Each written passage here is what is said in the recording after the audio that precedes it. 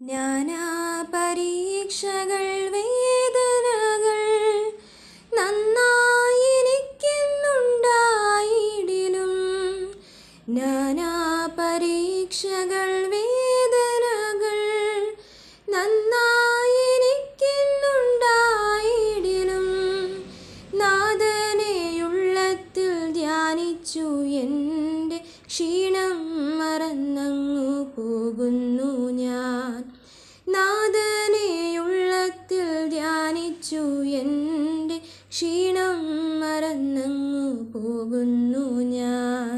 ദൈവവചന ചിന്തകൾ കേൾക്കുന്ന എല്ലാ മാന്യ ശ്രോതാക്കൾക്കും ക്രിസ്തീയ സ്നേഹവന്ദനം. ഇയ്യോബിൻ്റെ പുസ്തകം 35-ാം അധ്യായം 13-ാമത് വാക്യം. ആ വചനം ഇങ്ങനെ വായിക്കുന്നു: വ്യർത്ഥമായുള്ളത് ദൈവം കേൾക്കുകയില്ല, സർവശക്തൻ അത് വിചാരിക്കുകയുമില്ല, നിശ്ചയം എന്നുള്ള വചനമാണ്. അത്യുന്നതനായ ദൈവം ആരുടെ വാക്കുകളാണ്, എങ്ങനെയുള്ള പ്രാർത്ഥനകളാണ് കേൾക്കുക, ഉത്തരം നൽകുക എന്ന് ചോദിച്ചാൽ, കാപട്യം നിറഞ്ഞ വ്യർത്ഥമായ പോഷത്വമുള്ള വാക്കുകൾ ദൈവം കേൾക്കുകയോ അതിന് കൃത്യമായ മറുപടികളോ ഉത്തരങ്ങളോ തരികയോ ചെയ്യുന്ന ദൈവമല്ല നമ്മുടെ ദൈവമെന്ന് വ്യക്തമായി ഓർമ്മപ്പെടുത്തുകയാണ്. യോഹന്നാന്റെ സുവിശേഷം 9-ാം അധ്യായം 31-ാം വാക്യത്തിൽ പറയുന്നുണ്ട്: പാപികളുടെ പ്രാർത്ഥന ദൈവം കേൾക്കുന്നില്ല എന്നും, ദൈവഭക്തനായിരുന്ന് അവൻ്റെ ഇഷ്ടം ചെയ്യുന്നവൻ്റെ പ്രാർത്ഥന കേൾക്കുന്നു എന്നും നാം അറിയുന്നു. നമ്മുടെ ദൈവം നമ്മുടെ കണ്ണുനീരും നമ്മുടെ പ്രാർത്ഥനാ ശബ്ദങ്ങളും കേൾക്കുകയും നമുക്ക് മറുപടി നൽകുകയും ചെയ്യുന്ന ദൈവമാണെന്നും, എന്നാൽ വ്യർത്ഥവും പോഷത്വവുമുള്ള വാക്കുകൾ ദൈവം കേൾക്കുകയോ അതിന് മറുപടി നൽകുകയോ ചെയ്യില്ലെന്നും നാം തിരിച്ചറിയേണ്ടതുണ്ട്.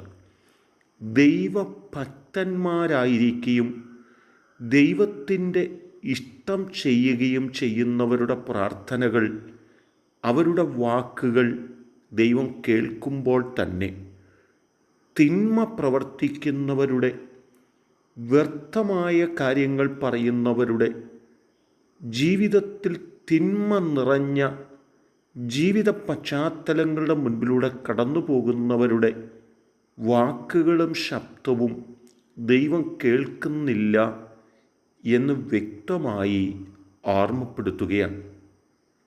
പോഷ്ക് ദൈവം വെറുക്കുകയും പോഷ്ക് പ്രവർത്തിക്കുന്നവരെ ദൈവം ശിക്ഷിക്കുകയും ചെയ്യുന്നു എന്ന് ദൈവത്തിൻ്റെ വചനത്തിൽ ഓർമ്മപ്പെടുത്തിയിട്ടുണ്ട്.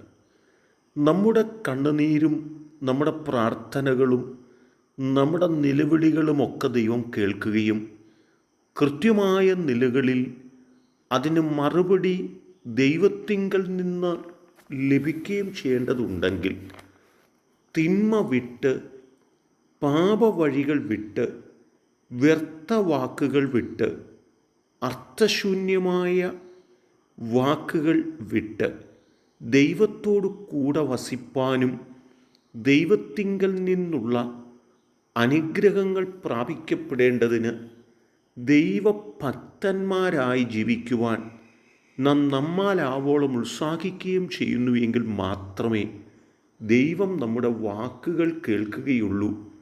നമ്മെക്കുറിച്ച് ഓർക്കുകയോ നമ്മുടെ വാക്കുകളെക്കുറിച്ച് വിചാരിക്കുകയോ ചെയ്യണമെങ്കിൽ ദൈവഭക്തന്മാരായി നാം ജീവിക്കേണ്ടതുണ്ട് എന്നാഴമായി ഓർപ്പിക്കുകയാണ്.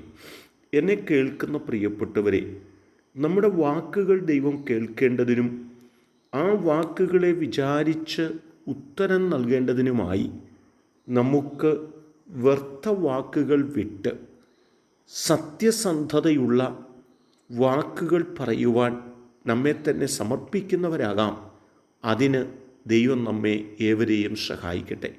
കരുണയുള്ള ദൈവമേ, ഞങ്ങൾ എന്തെങ്കിലുമൊക്കെ പറയുന്നവരായിട്ടല്ല, ദൈവം മുമ്പിൽ നീതിയുള്ള വാക്കുകൾ പറയുവാൻ ഞങ്ങളെ സഹായിക്കണം. യേശു കർത്താവിൻ നാമത്തിൽ തന്നെ ആമേൻ.